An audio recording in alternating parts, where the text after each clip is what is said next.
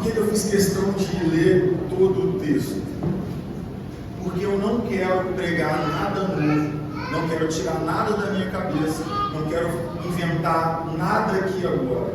Eu quero simplesmente expor a ideia que a Bíblia acabou de transmitir através desses versículos. E eu li por você para que você conferisse tudo que eu li, para você poder conferir tudo que eu vou falar, porque eu não estou aqui e eu não vou trazer um evangelho novo, nem uma super mensagem, uma nova revelação, pelo contrário, eu só vou expor o que o texto claramente já acabou de expor. E aí eu separei todo esse texto em 5 partes. O tema da mensagem de hoje está pronto? Finalizando. Estava no script também, está finalizando. Presta atenção. O tema dessa noite é Lázaro, a história do recomeço. Vamos repetir comigo? Lázaro, a história do recomeço. Pois bem, eu separei em 5 partes. A primeira parte é o versículo 1 ao 6 do capítulo 11. O capítulo 11, versos de 1 a 6, começa a contar a história do recomeço de Lázaro. E aí o texto vai dizer que havia um homem chamado Lázaro que adoeceu, isso e aquilo, você leu comigo. E aí fala que as suas irmãs mandaram uma mensagem para Jesus, sim ou não? Dizendo, aquele que você ama está doente. E aí Jesus recebeu a mensagem e disse o seguinte: essa doença não acabará em morte, é para a glória de Deus, para que o Filho de Deus seja glorificado por meio dela. Jesus amava os irmãos. E aí o texto vai dizer no versículo 6: no entanto, quando ouviu falar que Lázaro estava doente, ficou mais 2 dias aonde estava. A história do recomeço. Lázaro, a história do recomeço.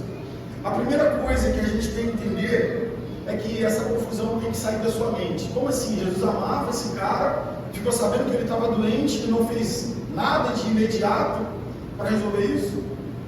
Essa é a primeira coisa que tem que sair da sua cabeça. Porque o verso diz que Jesus disse que aquela doença não era para a morte. Jesus disse que aquela doença era para glorificar o nome do Filho de Deus. E eu já começo dizendo que Deus não se atrasa.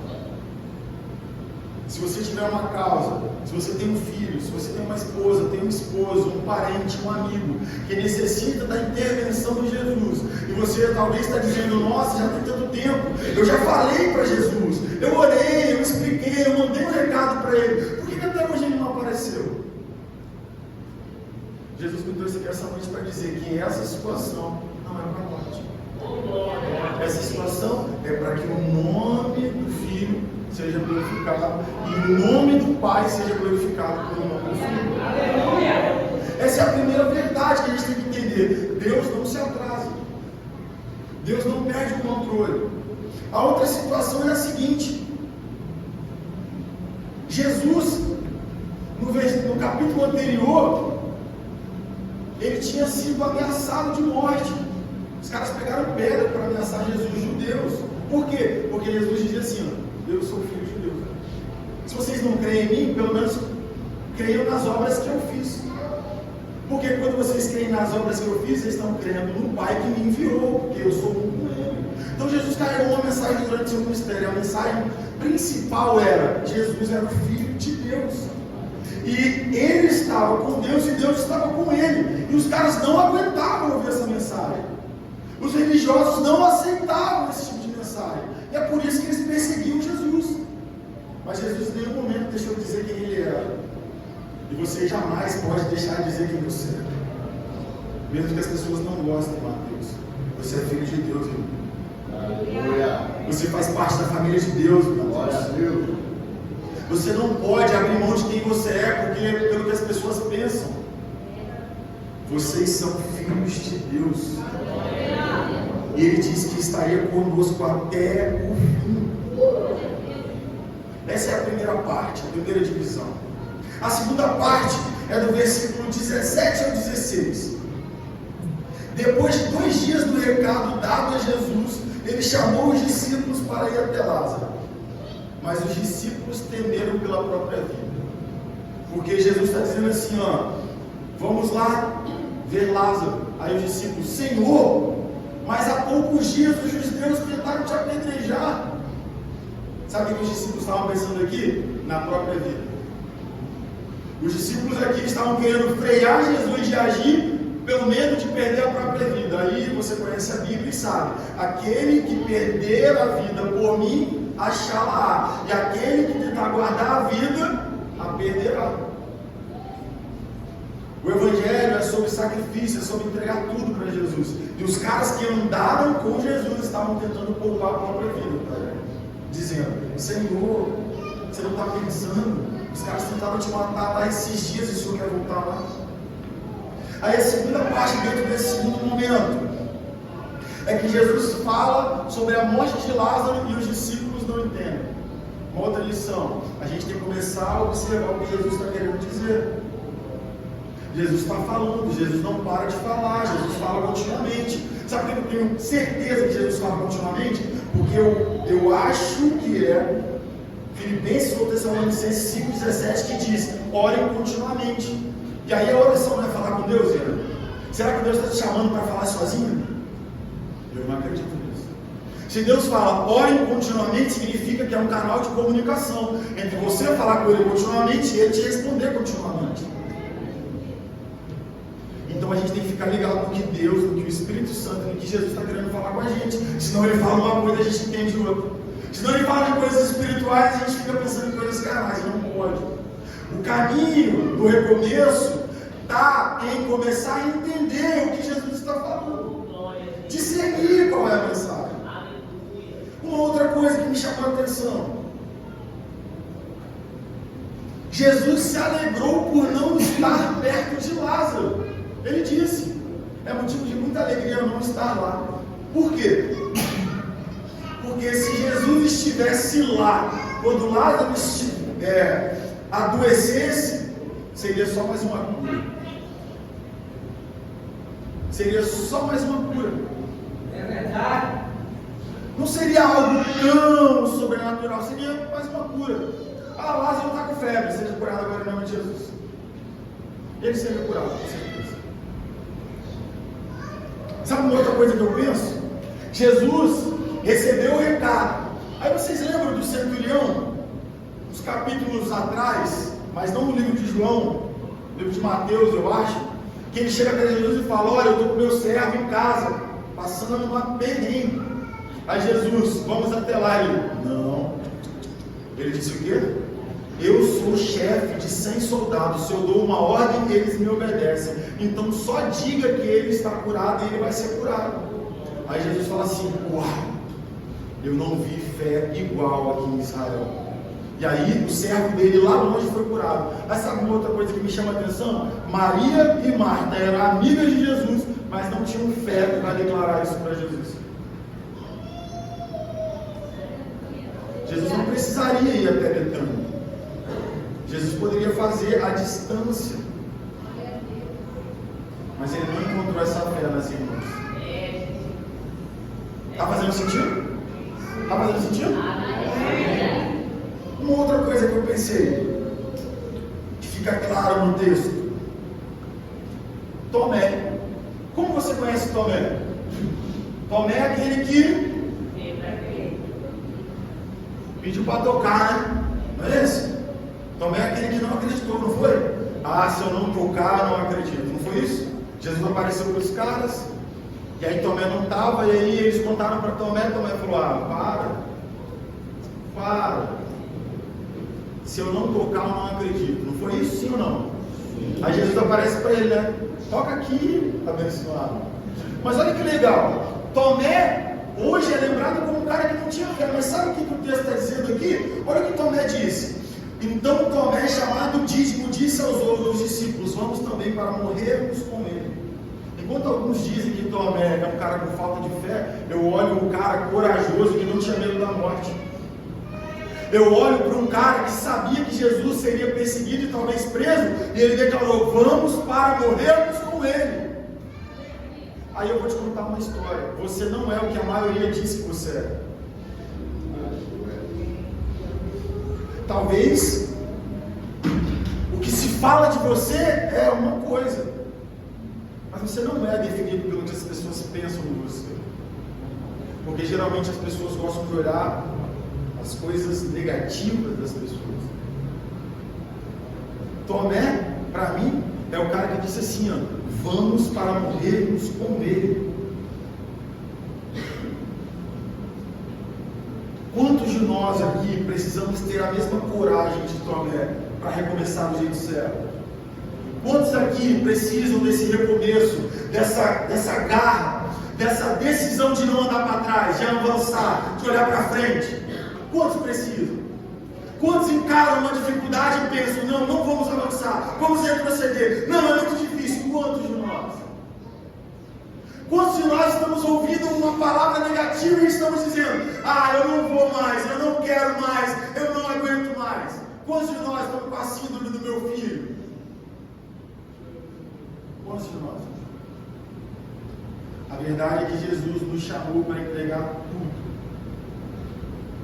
não guardar nada, porque ele disse que o segredo daqueles que peregrinaram na terra, em Hebreus 12, foi andar nessa terra como estrangeiros e peregrinos, olhando para a pátria que eles queriam, mas considerando que não eram daqui. A terceira parte dessa história de Lázaro, a história do recomeço, fica do versículo 17 ao 37. E aí, Deus me mostrou que Marta chega até Jesus. Irmãos, eu já li o Evangelho de João várias vezes. Eu gosto muito do Evangelho de João, porque o Evangelho de João é aquele que aponta Jesus como Filho de Deus. Eu gosto muito do Evangelho de João. Eu consigo sentir Jesus do meu lado quando eu estou lendo o Evangelho de João. E aí, você vai lendo, vai percebendo coisas que você não imaginava. Hoje o Espírito me clareou uma situação. E aí, Marta chega a Jesus e ela chega, versículo 21. Disse Marta a Jesus, Senhor, se estivesse aqui, meu irmão não teria morrido. A história do recomeço de Lázaro tem a sua irmã que questiona o jeito que Jesus faz as coisas. Quantos de nós estamos questionando o jeito de Jesus trabalhar? Quantos de nós estamos julgando que Jesus deveria ter chegado na nossa vida antes? Quantos de nós julgamos que Deus deveria ter feito algo diferente daquilo que Ele fez e dizendo para Ele que o jeito que Ele está fazendo não é bom, o nosso jeito é melhor? É isso que Marta está dizendo. Jesus, se tivesse chegado antes, meu irmão não teria morrido. Ela está dizendo assim, Senhor, olha só, vou te explicar um negócio, da próxima vez faz do jeito que eu estou falando, tá? Faz assim porque vai dar certo. Eu não sei se o Senhor sabia, Jesus, mas se o Senhor chegasse antes, meu irmão não tinha morrido. Então não erra de novo, tá bom? Hoje nós estamos julgando ser professores do Senhor. Mas olha que bacana. Ela chega e já começa questionando o Senhor. Mas logo depois ela dá umas das declarações que eu achei assim mais poderosas da Bíblia e que eu percebi hoje, de tarde. Verso 22, ela disse, mas sei que, mesmo agora, Deus te dará tudo o que pedires. Cara, quando eu li isso, eu falei, uau, essa mulher questiona Jesus, mas logo depois ela diz que, problema se você chegou atrasado, eu sei que agora mesmo, atrasado, meu irmão morto, eu sei que Deus te dará tudo o que pedires. Olha que declaração de fé agora.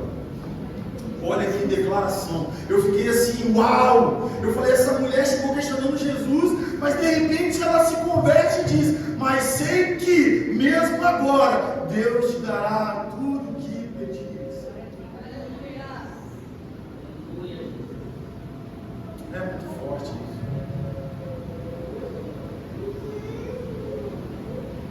Uma outra coisa, sabe o que Jesus faz?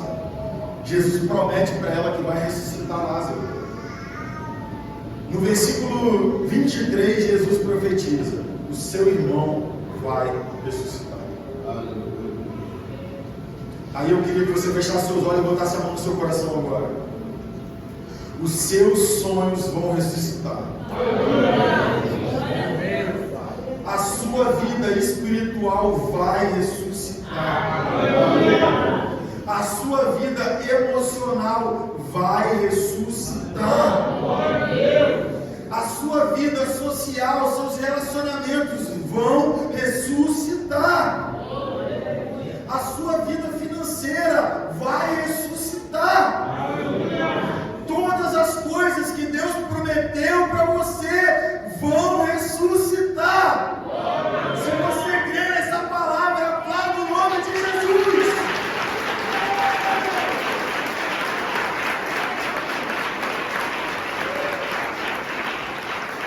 Aleluia! Glória a Deus! Ele é bom. Oh, glória!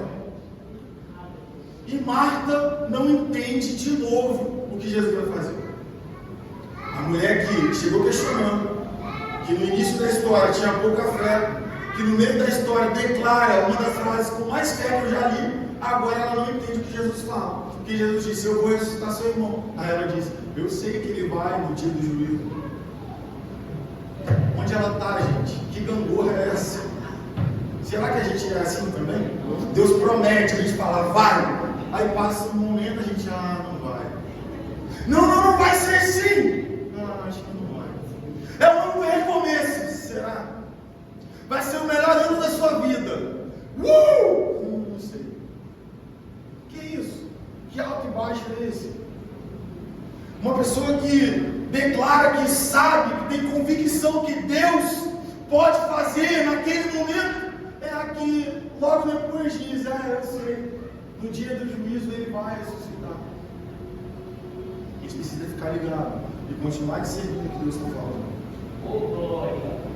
Porque se ele falou que ele vai ressuscitar, ele vai ressuscitar. Se ele disse que vai fazer, ele vai fazer. Porque ele zela pela palavra dele.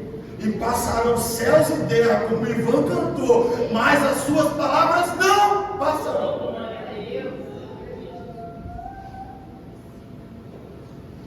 E aí ele declara para ela que ele é a própria ressurreição e a vida. Aquele que crê em mim não morrerá, e aquele que morrerá, mesmo crendo nele, não morrerá eternamente.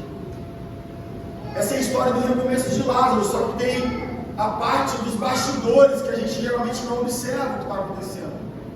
E Lázaro, numa hora dessa, já está no sepulcro. Lázaro já está começando a feder numa hora dessa. Talvez o teu sonho já está fedendo. Talvez a tua esperança já foi sepultada. Talvez aquilo que você orou, que você pediu, que você clamou, que você acreditava, talvez já está lá no esqueleto. E aí? O que fazer? Como prosseguir? Como avançar? É a história do recomeço, a história de Lázaro, amém? E aí ele é a própria ressurreição e a vida. Aí chega Maria. Aí Marta volta para casa, porque aí ele diz que quem vai crer em mim então vai permanecer. Aí ela: sim, eu tenho crido que tu és o Cristo que deveria de vir. Aí ela corre para casa: Maria, Jesus está te chamando. Aí Maria corre. Só que Maria começa diferente. Maria chega se prostrando aos pés de Jesus. Maria chega do jeito certo. Maria chega se derramando na presença do Senhor. Ela chega se humilhando aos pés de Jesus. Ela começa bem, mas depois ela erra. Quer ver sabe o que ela diz? A mesma coisa que a irmã dela disse: Senhor, se o Senhor tivesse chegado antes, meu irmão teria morrido. Maria prostrou-se aos seus pés e disse: Senhor, se estivesse aqui, meu irmão não teria morrido. Gente, a gente está falando de uma família que era amiga de Jesus, que via milagre, que sentava à mesa com Jesus, que tinha comunhão com Jesus. Pessoas que de fato que sabiam quem ele era.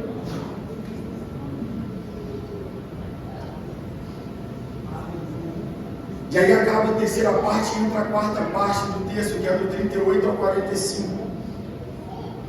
E aí diz, começa assim, ó, Jesus chorou. Repita comigo, Jesus chorou. Uma das primeiras hipóteses pelo choro de Jesus é pela falta de fé daqueles que ele amava. Amigos dele não crendo que ele tinha poder para fazer. Quem é que é amigo de Deus? Levanta a mão. Pega o que Deus está falando com você. Jesus chora quando você não acredita nas promessas que ele te fez. Jesus chora quando ele olha para você e vê falta de fé. Jesus chora porque você já contemplou um milagre. Você já viu coisas sensacionais acontecendo. E aí surge um problema você. Não. Jesus chora pela falta de fé daqueles que são amigos dele. E aí Jesus decide ressuscitar Lázaro. Ele começa a agir agora. E aí as pessoas que observavam disseram: olha, ele está chorando, de fato ele o amava. Mas alguns dos que estavam lá disseram assim: ele que abriu os olhos do céu não poderia ter impedido que este homem morresse? Sabe o que o povo está dizendo? Esses agora são aqueles que viram sinais e maravilhas, viram muitas coisas. Uma delas, ele abriu os olhos no céu. Daí eles disseram assim: cara, esse que está chorando não é aquele que abriu os olhos do céu? Por que ele não curou a doença desse cara? Por que ele não curou a doença desse cara? Se ele já fez um milagre tão grande, por que ele não fez esse milagrinho? Sabe o que é isso? As pessoas estão querendo ensinar Jesus a como fazer as coisas. Meu Deus, será que esse é o nosso problema? Será que esse é o nosso desvio moral? Não acreditar que Jesus está no controle de todas as coisas?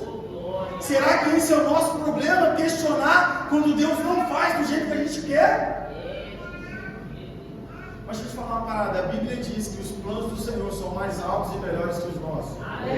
A Bíblia diz que os pensamentos dele são mais altos que os nossos. Jeremias 29:11 diz que os planos do Senhor para nós são planos de prosperidade e paz, e não planos de nos causar dano.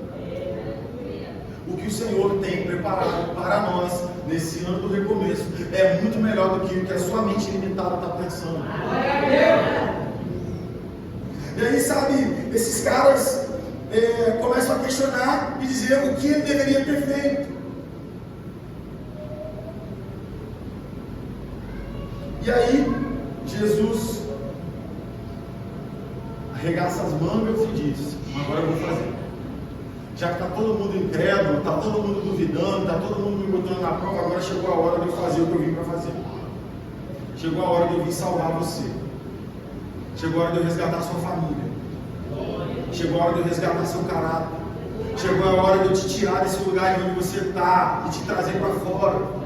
Chegou a hora do poder de Deus se manifestar e você ver a glória de Deus. Porque ele falou: eu não disse se você cresce, você veria a glória de Deus. E aí o mestre dos mestres entra em cena. E ele diz: tirem a pedra. Aí aparece Marta. Aí apareceu Marta. Sabe o que Marta disse? Senhor, mas já tem 4 dias que ele está lá.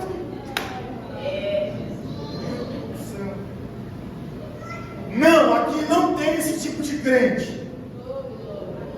Não pode ter esse tipo de crente aqui. Jesus está preparando para fazer as coisas, Elber. E o crente está dizendo: era para fazer desse jeito. E o crente está dizendo: não dá mais tempo, o senhor chegou atrasado, ele já está lá, tem 4 dias. Se minha mãe pensasse assim, essa igreja nunca teria orado pela minha vida. Porque eu fiquei preso nas drogas mais de 12 anos. Se ela pensasse assim: ele começou a usar droga com 15, já está com 27. Não adianta, Jesus, porque o senhor chegou tarde. Deixa eu te falar um negócio. Nada pode limitar o poder de Deus. Nem a distância, nem o tempo, nada. Quando Ele vai fazer, Ele de fato faz. E aí sabe que legal? Ele manda tirar a pele e ela diz: Senhor, já tem 4 dias, o corpo desse homem está fedendo. Aí Jesus dá uma enquadrada, né? Porque tem uma hora que Deus tem que pegar, Mateus. Só palavra doce às vezes não funciona. Às vezes tem que, ó. Aí ele deve ter franzino na sobrancelha. Não falei que se você cresce veria a glória de Deus? Então tiraram a pedra. Aí entra uma outra parte. Jesus olhou para o céu e aí fez uma oração. E ele diz assim: Pai, eu te agradeço porque me ouviste. Eu sei que sempre me ouve, mas digo isso por causa do povo que está ao meu redor, para que eles creiam que tu me enviaste. Por que Jesus disse isso? Porque Jesus queria apontar essa obra para o céu. Ele queria dizer que aquilo que estava por vir não era a obra dele, era a obra do Pai que me enviou. Por isso que ele diz: Pai, eu sei que o Senhor me ouve, e sempre me ouve. Mas eu não estou falando isso por causa de nós dois, não. Eu estou falando porque tem uma multidão me ouvindo. Deixa eu te falar uma parada. Jesus sempre fez milagres, Jesus sempre fez coisas poderosas, porque ele sempre andou em comunhão com o Pai. Ele nunca perdeu a conexão, ele estava sempre ali, alinhado. Ele e o Pai eram um. Olha que legal, ele falou para eu e você também sermos um comum. Então pega essa chave aí. Tudo que você pedir, estando em Jesus, enraizado nele, você vai ser recebido. Você vai. A Bíblia fala que sim. O pastor pregou sobre isso aqui já. Estando nele, enraizados nele, o que pedirem em meu nome, eu farei. Aí a gente vai para a parte final da mensagem. Depois de dizer isso, Jesus bradou em alta voz: Lázaro, venha para fora. O morto saiu, com as mãos e os pés envolvidos em faixas de linho, e o rosto envolto num pano. Disse-lhe Jesus: tirem as faixas e deixem-lhe ir. Muitos dos judeus que tinham vindo visitar Maria, vendo o que Jesus fizera, creram nele. Vocês estão aqui? Amém. Lázaro, a história do recomeço. E ela vai chegando no seu final, no seu ponto mais alto. A quinta parte, a quarta parte finaliza assim: Lázaro ressuscitou, e muitos dos que estavam ali creram nele. Eu quero te fazer uma pergunta. Se Jesus tivesse apenas curado Lázaro, será que o poder do alcance para ganhar vida seria menor ou maior? Menor. Por isso, Alexandre, quando Deus te pegar, esse bairro aqui vai ficar sabendo que Jesus tem poder. Por isso que quando Deus pega uns caras improváveis como eu, como tantos aqui, o nome dele é glorificado. Por quê? Por quê? Porque as pessoas começam a dizer: fulano está assim, Deus existe. Fulano está na igreja, só Deus. Fulano, só Jesus na causa, né? Jesus deve até dançar pelo isso. Ele gosta, Mateus. Ele gosta. Só eu na causa, ele deve olhar assim: agora chegou. Agora é comigo. Quem poderá com os homens não era para mim. Porque o que é possível para os homens fazem. Agora o que é impossível para os homens, deixa que eu estou chegando. Queria que vocês colocassem os seus pés. E não acabou o culto. Fica ligado aqui, fica ligado aqui. Pode apagar as luzes, seu filho. Louvor, por favor. Presta atenção. Presta atenção, sério. Beleza. Lázaro morreu e agora ressuscitou, sim ou não? Sim. Agora é o recomeço da vida dele, sim ou agora que você tem, ou que Lázaro tinha uma nova vida, ele precisava recomeçar, sim ou não? Sim. João capítulo 12 vai dizer o seguinte, que passado um tempo, Jesus foi visitar os irmãos, sim ou não? Sim. E ali prepararam para ele um jantar, sim ou não? Enquanto Marta servia, Jesus e Lázaro estavam sentados à mesa. Deixa eu explicar um negócio. A história de Lázaro, a história do recomeço. Deixa eu te falar uma parada. O recomeço da sua vida com Jesus é na mesa com Ele. Aleluia. Porque mesa é comunhão. Aleluia. Mesa é compartilhamento de coração. Mesa é compartilhamento de ideia. O recomeço da vida de Lázaro foi sentado à mesa com Jesus. Sabe o que acontece no versículo seguinte? Maria pega um frasco de perfume caro e derrama aos pés de Jesus e enxuga os seus cabelos. O recomeço te ensina a entregar sempre o seu melhor para Jesus. Você vai recomeçar? Então aprenda. Entregue o seu melhor para Jesus. Sabe o que é entregar o seu melhor para Jesus? Segunda-feira, eu vou para a oração. Quarta-feira, eu vou para o culto. Sexta-feira, eu vou para a célula. Sábado, eu vou para resgatados. Domingo, eu vou para a escola bíblica. De noite, eu vou para o culto da família. O Evangelho não é sobre tomar o seu dinheiro. O Evangelho é sobre você entregar a sua vida inteira para Jesus. Quem sabe Deus está falando com alguém aqui essa noite.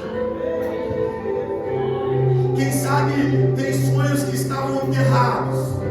Quem sabe existiam esperanças agora soterradas. Quem sabe você já não tinha mais expectativa por si próprio de conseguir sair desse lugar. Deixa eu te falar uma parada. Eu sei que ainda existe vida aí. Eu sei que nada pode impedir o agir de Deus. Existe vida aí. Feche seus olhos. O culto não acabou. Esse é o momento mais importante dessa noite.